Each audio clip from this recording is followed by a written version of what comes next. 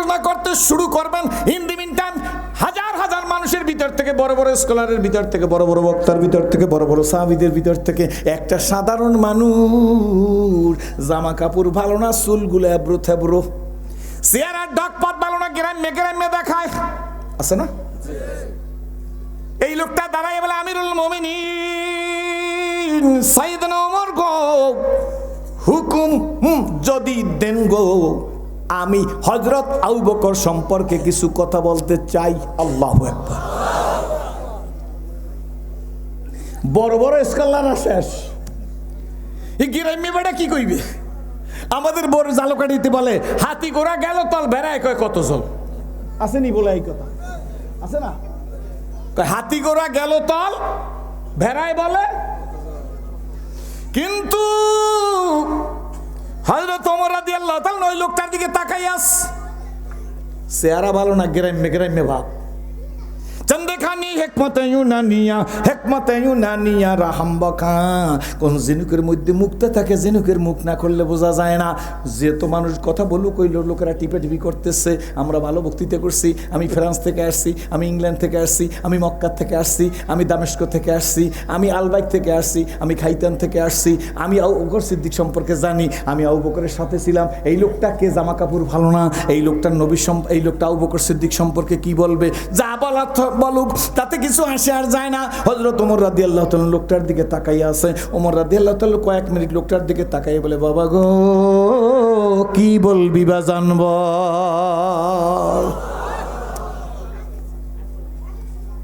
লোকটা দাঁড়ায় বলে, আমিরুল মুমিনিন, আমি সাইয়েদনা আবু বকর সিদ্দিককে দেখেছি, তিনি তার স্ত্রীর দ্বারা ক্ষীরা পাক করাইছে।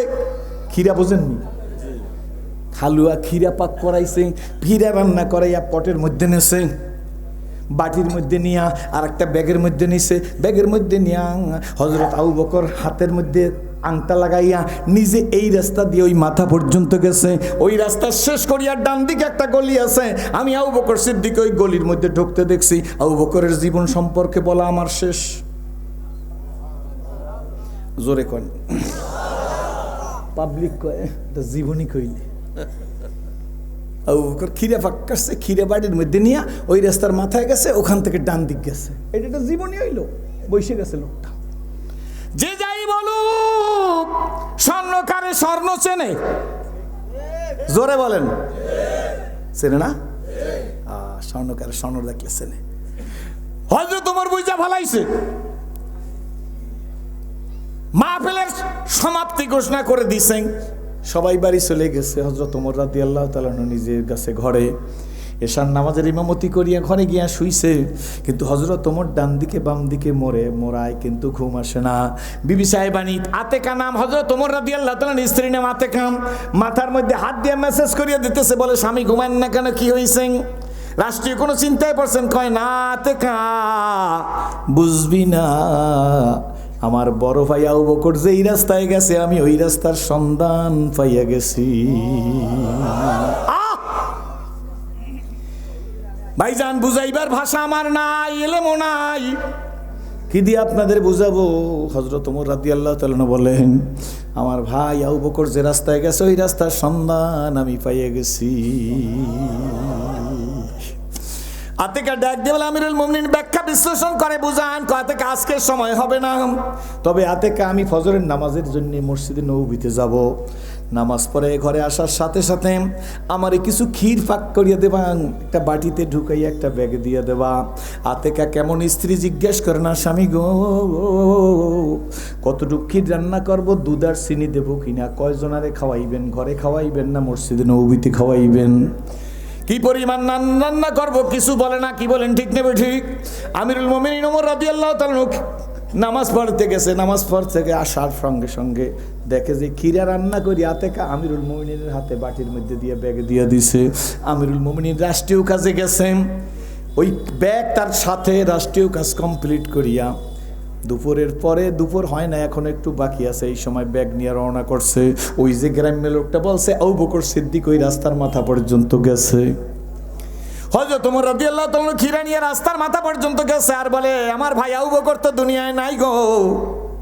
উনি খিরা নিয়ে কোথায় গেছে, আমিও সেই রকম রওনা করলাম। হায় রে, আমি ওমরের মাথা কি ঠিক আছে নি? নিজে নিজে বলতেছে, এ খিরা কার যে খাওয়াবো, কে খাবে, কার জন্য নিয়ে যাইতেছি? আবার নিজের বলে, না আমি তো অর্ধ দুনিয়ার খলিফা, আমি ছিলাম ছাগলের রাখালি করতাম, আজ আমার অর্ধ দুনিয়ার মানুষ আমারে মানে, আমি আবু বকর যে পথে গেছে ওই পথেই যাব, ওই পথের মধ্যে আমাদের সাফল্য। যাইতেছে যাইতেছে যাইতেছে, হঠাৎ করে রাস্তার শেষ পর্যন্ত গিয়ে ডান দিকের গলিতে ঢুকে গেছে হযরত ওমর। সাথে কোনো সাথী নাই, ডানে বামে পাহারাদার নাই, কারণ to the pure all things are pure. নিজে যদি ভালো হয় তাইলে আর কিছু লাগে না, কি বলেন ঠিক নেবে ঠিক? রাস্তার মধ্যে ঢুকে গেছে, কয়েক কদম যাওয়ার সঙ্গে সঙ্গে দুর্গন্ধ এসে গেছে। এত পরিমাণ দুর্গন্ধ হযরত ওমর রাদিয়াল্লাহু তাআলা বরদাস্ত করতে পারতেছে না, রুমাল দিয়ে নাক চাইপে ধরছেন। এত দুর্গন্ধ কেন? আরো কয়েক কদম গেছেন, আরো কয়েক কদম সামনে যাইয়ে দেখে একটা পঙ্গু লোক, হাত নাই পাও নাই, লোকটা হা করে রইছে। মুখের দিকে তাকাই দেখে জিহ্বাটা পচা, ঠোঁটটা পচা, গাল পচা, গলার ভিতর পর্যন্ত টকটকে লাল পচা দুর্গন্ধ আসতেছে। গলাটার মধ্যে ঘা, জিহ্বার মধ্যে ঘা, সাধারণ ঘা না, থকথকে করা ঘা, চোখেও কম দেখাই পঙ্গু। হযরত ওমর রাদিয়াল্লাহু তাআলা নিজের পরিচয় এখনো দেয় না। পঙ্গুর কাছে গিয়ে বলে, রে পঙ্গু, রে বিকলাঙ্গ, পেটে কি ক্ষুধা লাগে না? আল্লাহু আকবার। বিকলাঙ্গ পঙ্গু লোকটা ডাক দেয়া বলে, তুমি এত নিষ্ঠুর হইছো কেন? আজকের দেরি করে আসলা কেন? হযরত ওমর রাদিয়াল্লাহু তাআলা ইতিপূর্বে কোনোদিন এইখানে আসে নাই। হযরত ওমর রাদিয়াল্লাহু তাআলা বুঝা ফেলাইছে, আমি ওমর এখানে আসছি আজকের। আর লোকটা বলতেছে, তুমি এত নিষ্ঠুর হইছো কেন? তুমি দেরি করে আসলা কেন আজকের? ওমর রাদিয়াল্লাহু তাআলা বুঝা ফেলাইছে, আমার আগে যিনি আসছিল তুমি আমার ভাই হযরতে আবু বকর। ডেকে বলে, রে পঙ্গু, খাবি না? কয় খাবো তো, খাওয়াও। ওমর রাদিয়াল্লাহু তাআলা সকালের হালুয়া বা খিরাং দুপুরের পরে শক্ত হয়ে গেছে, ঘন হালুয়া হাতের মধ্যে নিয়ে হযরত ওমর রাদিয়াল্লাহু তাআলা এইভাবে নাড়া দিয়েছে, একটু নরম করছে, মুখে ঘা, হাতের মধ্যে হালুয়া নিয়া ওমর রাদিয়াল্লাহু তাআলা পঙ্গুর মুখের কাছে। পঙ্গুর বাড়ি কই, ঘর কই, কি নাম, কোন ধর্মের লোক জানে না। হযরত ওমর রাদিয়াল্লাহু তাআলাকে পঙ্গু ভালো মতো দেখে না। ওমর রাদিয়াল্লাহু তাআলা পঙ্গুর মুখের কাছে আঙ্গুল নিয়ে যখন হালুয়া মুখের মধ্যে দিয়া, জিহ্বা দিয়া ধাক্কা দিয়া গলার মধ্যে ঢুকাই দিছেন, পঙ্গু একটা চিৎকার মারিয়া বলে, আমি শেষ হইয়া গেলাম, আমার জীবন বরবাদ হয়ে গেল। হযরত ওমর রাদিয়াল্লাহু তাআলার শরীরের পশম দাঁড়িয়ে গেছে। ডাক দিয়ে বলে, রে পঙ্গু, আমি কি অপরাধ করছি তোমার কাছে? পঙ্গু ডাক দিয়ে বলে, তোমার মতো জালেম নিষ্ঠুর হৃদয়ের মানুষ আমার আগের ব্যক্তি ছিল না। ডাক দিয়ে বলে, তোমার আগের ব্যক্তি কে? কয় তুমি কে? কয় আমার পরিচয় পরে দেব। পঙ্গু ডাক দিয়ে বলে, তুমি কে, পরিচয় দাও, এত নিষ্ঠুর কেন? তুমি হাতের মধ্যে হালুয়া নিয়ে গলার মধ্যে দিছো, আমার মুখে ঘা দেখো না? তোমার ধাক্কা আমার পেটের নাড়ি গুড়ি ব্যথ হয়ে গেছে। হযরত ওমর রাদিয়াল্লাহু তাআলা কেঁদে ফেলছেন। ডাক দিয়ে বলে, রে পঙ্গু, ইতিপূর্বে তোকে কে খাওয়াইছে, কেমনে খাওয়াইছে? পঙ্গু ডাক দিয়ে বলে, তুমি কে? বলে, আমি পরে বলবো, আমার পরিচয় দেবো। ওমর রাদিয়াল্লাহু তাআলা বলে, আমার কথা আমি পরে বলবো। পঙ্গু ডাক দিয়ে বলে, শোনো গো, ইতিপূর্বে যিনি খাওয়াইছে তিনি আমার বন্ধু, আমার ভাই আবু বকর। জোরে বলেন সুবহানাল্লাহ। হযরত ওমর রাদিয়াল্লাহু তাআলা ডাক দিয়ে বলে, ভাই রে, তোর ভাই আবু বকর তোরে কেমনে খাওয়াইছে পঙ্গু বল। আবু বকর সিদ্দিকের কেমনে খাওয়ান না তরিকাটা একটু আমারে শিখায়া। পঙ্গু ডাক দিয়ে কয়, শোনো, আমার ভাই আবু বকর, আমি হইলাম ইহুদি। পঙ্গু বলতেছে, আমি ইহুদি ধর্মে, আমি আহলে কিতাব, আমার কিতাবের আমি বড় আলেম। আমি ওই কিতাবের মধ্যে মুহাম্মদুর রাসূলুল্লাহর জীবনী পাইছি। আল্লাহু আকবার। আমি মুহাম্মদুর রাসূলুল্লাহর জীবনী পাইছি। ওই কিতাবের মধ্যে আবু বকর সিদ্দিকের জীবনীও লেখা আছে। তিনি হইবেন মুহাম্মদুর রাসূলুল্লাহর 1 নম্বর গড়া খলিফা। মুহাম্মদুর রাসূলুল্লাহ অন্য ধর্মের মানুষের সাথে তো ভালো ব্যবহার করবি, বরঞ্চ মুহাম্মদুর রাসূলুল্লাহ সাল্লাল্লাহু আলাইহি ওয়াসাল্লামের একজন সাহাবী আবু বকর, সে নিজের দলের সাথে, মুসলমানদের সাথে তো ভালো ব্যবহার করবি, অমুসলিম ইহুদির পচা মুখের সাথে তার পবিত্র ঠোঁট দুইটা লাগাইয়া তারে খানা খাওয়াইয়া তারে বাঁচাইবে। শোনো,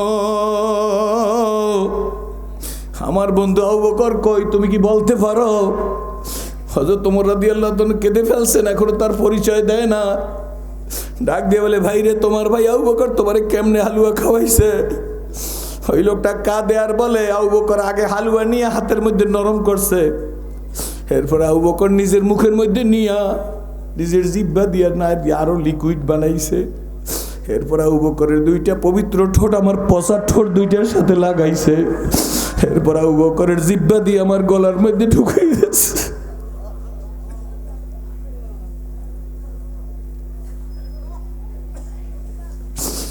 হযরত ওমর রাদিয়াল্লাহু তাআলা চিৎকার দিয়া বলে, রে পঙ্গু,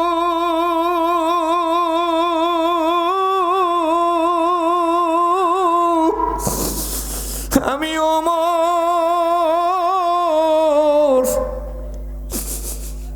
আমি আবু বকরের মর্যাদায় কেমনে পুষবো? আমি তো আবু বকর না রে পঙ্গু।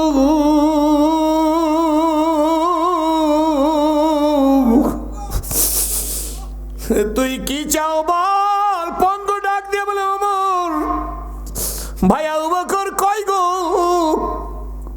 পঙ্গু ডাক দিয়ে বলে, কই আমার আবু বকর?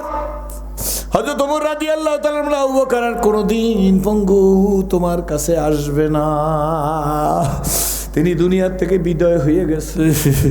পঙ্গু একটা চিৎকার মাইরা ডাক দিয়ে বলে, ওমর তোমার জীবনী আমি আমাদের ধর্মগ্রন্থের মধ্যে পাইছি। তোমার সম্পর্কে বিশ্বনবী বলছে, তুমি উম্মতের মাথার উপর রহমতের ছাতি। আল্লাহু আকবার। আমার মনের মধ্যে বড় আশা ছিল গো, আমি আবু বকর সিদ্দিকের হাতে ইসলাম কবুল করিয়া মুসলমান হইয়া যাব। আজ হই না কাল হই করতে করতে আমার ইসলাম তো কবুল করা হইল না। ওমর রাদিয়াল্লাহু তাআলা ডাক দিয়ে বলে, পঙ্গু কথাবার্তা পরে হবে, আগে তোমারে আমার ভাই আবু বকরের তরিকায় একটু খিরা খাওয়াই। এই কথা বলি ওমর রাদিয়াল্লাহু তাআলা হাতের মধ্যে নিয়ে খিরা নরম করে মুখের মধ্যে দিছে। হযরত ওমর রাদিয়াল্লাহু তাআলা জিহ্বা দিয়ে খিরা নাড়তেছে, লিকুইড বানাইতেছে। এই সময় পঙ্গু চিৎকার মারিয়া বলে, ওমর এই হালুয়া খাইতে যাই এই তো আমি আবু বকরকে হারাইয়ে ফেলছি, তুমি মুখের খিরা নামাও, আমি এখন খিরা খাবো না, আগে আমাকে কলেমা পড়াইয়া মুসলমান বানাইয়ে দাও, আগে আমাকে ইসলামের শীতল ছায়ার মধ্যে আশ্রয় গ্রহণ করাও, তারপরে আমি খিরা খাবো। হে ভোলার যুবকেরা, বন্ধুরা, এ ধনিয়া কুটিপতি এলাকাপতি বিদ্যানে টাকালায় বাড়িয়ালায় গাড়িয়ালায় সেরাজি আব্দুল্লাহ পীরে মুরিদ এ মেম্বারের চেয়ারম্যান ভাইরা, আমার আব্বুর অন্য ধর্মাবলম্বীরা শোন,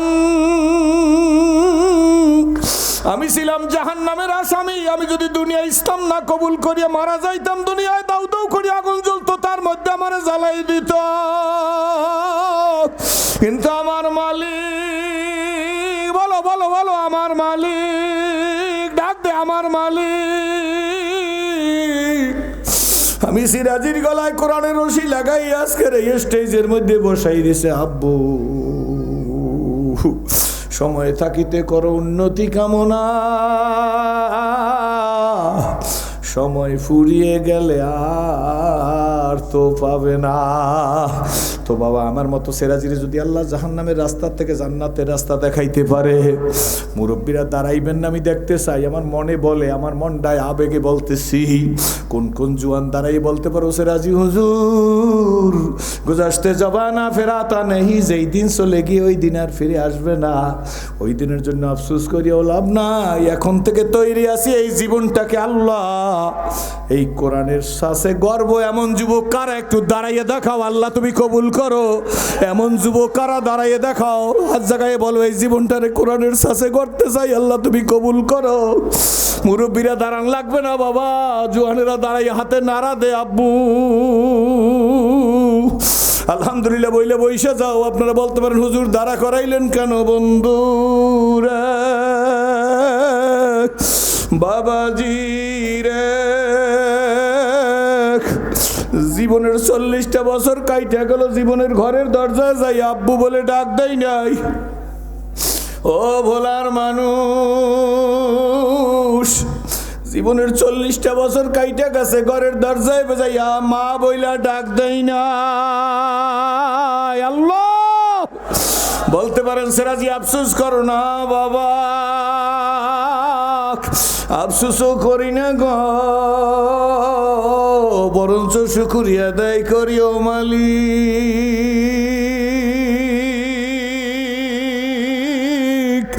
তুমি আমার এমন মালিক, তোমার মতো মালিক কি আর হয়? রাত্রে ঘুমাইয়ে থাকি, সকালবেলা জ্যান্ত উঠাইয়ে দাও। কে উঠাইলো, কে উঠাইলো, কে উঠাইলো? মালিক, এখন যদি তোমার সেজদা দিই, এক সেজদায় যদি কিয়ামত কায়েম হইয়া যায় গো, তুমি যে আমাকে ঘুম পাড়ার পরে জ্যান্ত উঠাইয়া দাও, এই শুকরিয়া আদায় করে শেষ করবার পারবো না। বাবা, হেদায়েত আমারও হাতে না, কোনো পীর বুজুর্গের হাতে না, আল্লামা কুরাইশি হুজুরের হাতে না, হেদায়েত হয়তো আল্লাহর হাতে। ইমাম আবু মুসলিম, আল্লাহ 4 লক্ষ হাদিসের হাফেজ, জোরে বলেন আলহামদুলিল্লাহ। উনি আবার সেনাপ্রধান, উনি মরুদেশ জয় করিয়া ফেলাইছে। হুজুর সাল্লাল্লাহু আলাইহি ওয়াসাল্লামের নীতি হইল যে এই দেশ যুদ্ধ করিয়া জয় করে, ওই দেশে নবীজি 3 দিন অবস্থান করত। ইমাম আবু মুসলিম ওই বরু দেশটা জয় করিয়া সেই দেশে 3 দিন ঘুরতেছে, দেখতেছে। ঘুরতে ঘুরতে ঘুরতে ঘুরতে ইমাম আবু মুসলিম একটা ঘরের কাছে গেছে। ঘরটার কাছে গিয়া দেখে ঘরের বাইরে তালা লাগানো না, ভিতর দিয়া বন্ধ। ইমাম আবু মুসলিমের সন্দেহ হইছে, ঘরটার সামনে দাঁড়াইয়া 4 লক্ষ হাফিজ আর 4 লক্ষ হাদিসের হাফিজ ইমাম আবু মুসলিম রহমাতুল্লাহ আলাইহি, উনি দরজার সামনে দাঁড়ায় জিজ্ঞেস করে এই ঘরের ভিতরকে? লোকেরা দৌড়ে আইসা বলে, হুজুর এই ঘরের ভিতর এক সাধক আছে। কয় ঘরের ভিতর দিয়ে দরজা দেওয়া? বলে হ্যাঁ। বলে সাধক কি সাধনা করে? আমার দিক তাকান কয়েক মিনিট, আল্লাহু আকবার। বলে হুজুর তা তো জানি না, সাধক সাধনা করতেছে। ইমাম আবু মুসলিম, মুসলমানের সন্তানেরা, হাটহাজারীর মহতাম সাহেব হুজুর আল্লামা শফি রহমাতুল্লাহ আলাইহি মানুষ, বর্তমান কুরাইশি হুজুরের মানুষ, আমি সেরাজিও মানুষ। কি বলেন, ঠিক নেবে ঠিক? ওনাদের সাথে ওজনে আসবো, জোরে কান আসবো, জোরে কান আসবো। মোহাম্মদুল্লাহ হাফিজও মানুষ, আমিও মানুষ। আল্লামা ফজলুল করিম রহমাতুল্লাহ আলাইহি মানুষ, আমিও মানুষ। বাটা মারার মরহুম হুজুরেও মানুষ, আমিও মানুষ। হযরত মাওলানা ইলিয়াস সাহেব রহমাতুল্লাহ আলাইহি মানুষ, আমিও মানুষ। সমানে 8 বছরে বলেন এই মুসলিম কেমন মানুষ? যুবক, তোদের দেখেই ইসলাম কবুল করেছি। ইমাম আবু মুসলিম যাই ওই সাধকের ঘরের সামনে শুধু সিটকানিটা ধরছে, ঘরের দরজায় যেটায় তালা লাগায়, এইটা যখন ইমাম আবু মুসলিম হাত দিয়েছে, সঙ্গে সঙ্গে ঘরটা কাঁপা শুরু হয়ে গেছে। আল্লাহু আকবার। ভিতর থেকে সাধক দরজা খুলে দিছে, দরজা খুললে দরজায় দাঁড়াইছে ইমাম আবু মুসলিম, তার দরজায় সেনাপ্রধান। ডাক দিয়ে বলে তুমি সাধক? বলে জি হুজুর। কয় কি সাধনা করো? ডাক দিয়ে বলে সাধনা করি হুজুর, সেটা আপনার কাছে বলা যাবে না। তখন ইমাম আবু মুসলিম বলে সাধনা করিয়া তুমি কি অর্জন করছো? সাধক ডাক দিয়ে কয় হুজুর 2টা জিনিস অর্জন করছি। বলে কি কি অর্জন করছো? কয় হুজুর 1 নম্বরে মিথ্যাকে পরিহার করছি, আল্লাহু আকবার। কয় 2 নম্বরে কি আদায় করছো? কয় হুজুর নিজের লোভকে কন্ট্রোল করিয়া ফেলাইছি। ইমাম আবু মুসলিম ডাক দিয়ে বলে সত্য? কয় জি সত্য। কয় তুমি সাধনা করে এইটা আয় করছো? কয় জি হুজুর। ইমাম আবু মুসলিম ডাক দিয়ে বলে আমার বিশ্বাস হয় না। বলে হুজুর না বিশ্বাস করেন, আমি এই 2টা জিনিস অর্জন করছি। ইমাম আবু মুসলিম ডাক দিয়ে বলে যদি এইটা অর্জন করিয়াই থাকো তাহলে তো তোমার মুসলমান হওয়ার কথা। লোভকে কন্ট্রোল করছে, মিথ্যাকে বর্জন করছে, ওই লোক তার অমুসলিম থাকতে পারে না। আল্লাহু আকবার। তখন ওই সাধক ডাক দিয়ে বলে ইমাম আবু মুসলিম কথা সত্য, কিন্তু তালা বন্ধ, চাবি আমার হাতে না। আল্লাহু আকবার। ওই ইমাম আবু মুসলিম তালা বন্ধ, চাবি আমার হাতে না, তার মানে বুঝাইছে তালা তো মারা, হেদায়েতের চাবি তো আল্লাহর হাতে।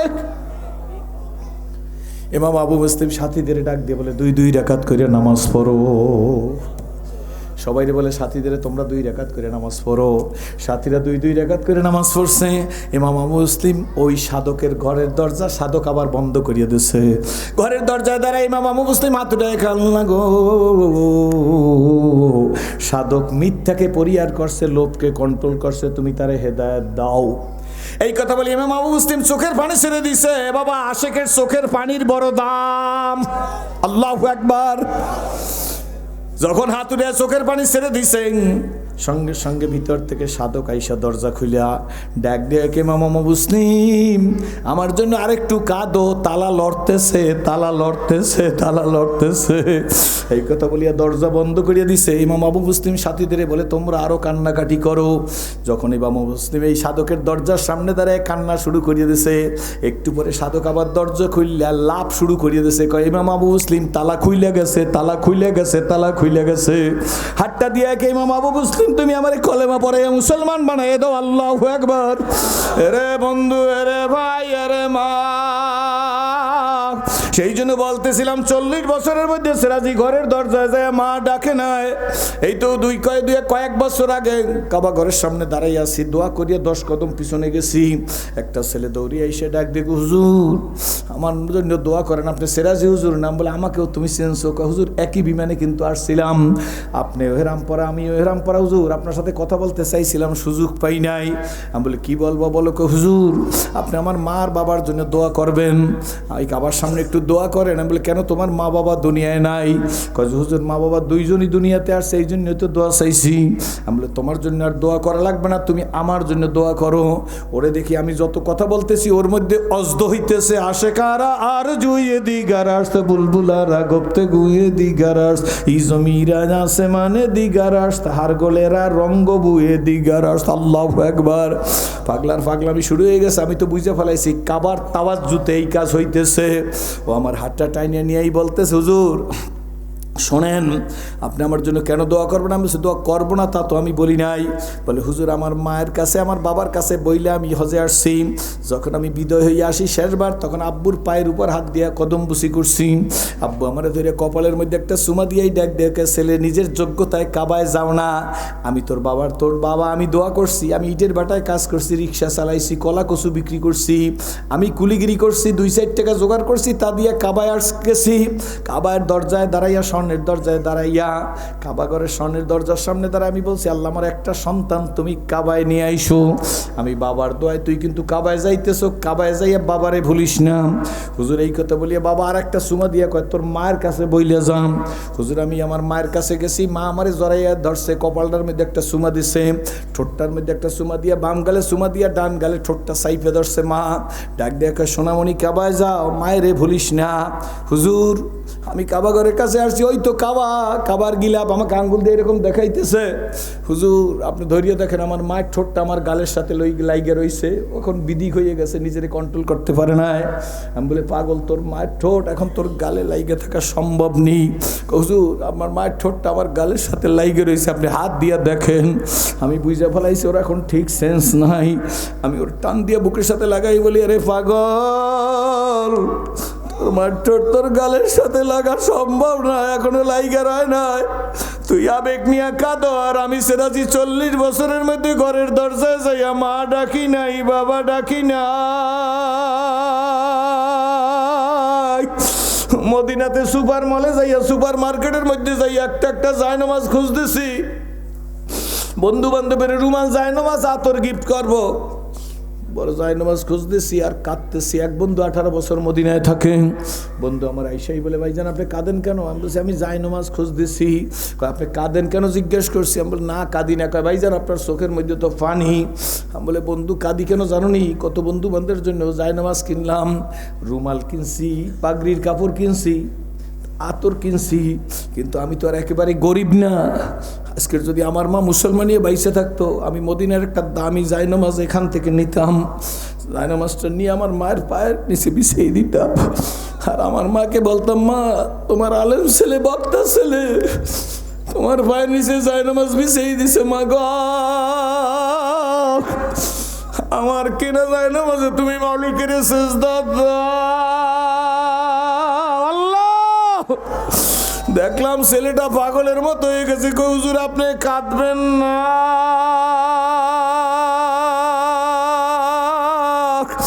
বন্ধুরা আমি সেই সিরাজি তোমাগরে দেইখা ইসলাম কবুল করেছি, বেশি কথা বলতে চাই না। আল্লাহর পাগল তোমাদের জন্যই দোয়া করি, আজও করবো। আল্লাহ বাংলার সিংহপুরুষ বাংলার বড় মুরব্বী মাদ্রাসার মাঠে আসছে। আল্লাহ গো সিরাজি নিজের বাবার জন্য দোয়া করতে পারে না, তোমাদের একজনের জন্য বাবা মনে করিয়া দোয়া করব। এমন একজন সিংহ পুরুষকে মাঠের মধ্যে দাঁড়াই বলবে সিরাজি হুজুর এই মাদ্রাসা লক্ষ লক্ষ টাকা দে না, তুমি আমারে বাবা মনে করিয়া দোয়া করবে, এই আশা নিয়াম আমি 50,000 টাকা এই মাদ্রাসায় দান করবো, এমন একজন সিংহ পুরুষ আমি দেখতে চাই, আল্লাহ তুমি কবুল করো।